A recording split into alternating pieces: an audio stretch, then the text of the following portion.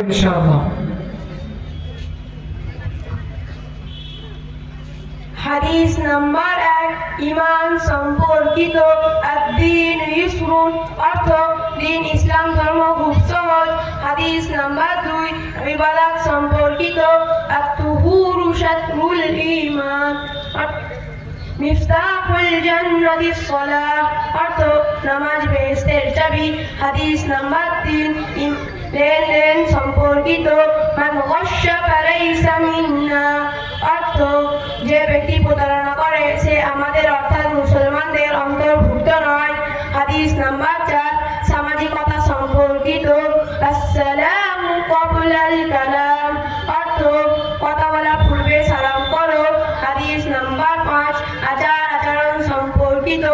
আলাইকুম বিসসিদক, অর্থ সত্য কথা বলা তোমাদের উপর অপরিহার্য। হাদিস নাম্বার 6, ঈমান সম্পর্কিত। ইন্নামাল আ'মালু বিন্নিয়াত, অর্থ আমলের ফলাফল নিয়তের উপর নির্ভরশীল। হাদিস নাম্বার 7, ইবাদত সম্পর্কিত।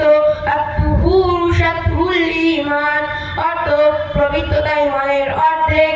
হাদিস নাম্বার 8, লেনদেন সম্পর্কিত। মান ইনতাহাবা রুহবাতান ফালাইসা মিন্না, অর্থ যে ব্যক্তি অপরের জিনিস ছিনিয়ে নেয় সে আমাদের অর্থাৎ মুসলমানদের অন্তর্ভুক্ত নয়। হাদিস নাম্বার 9, সামাজিকতা সম্পর্কিত।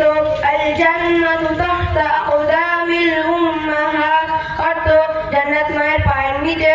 হাদিস নাম্বার 10, আচার আচরণ সম্পর্কিত। ইজতানিবুল গযব, অর্থ রাগ থেকে দূরে থাকো। হাদিস মাশাআল্লাহ।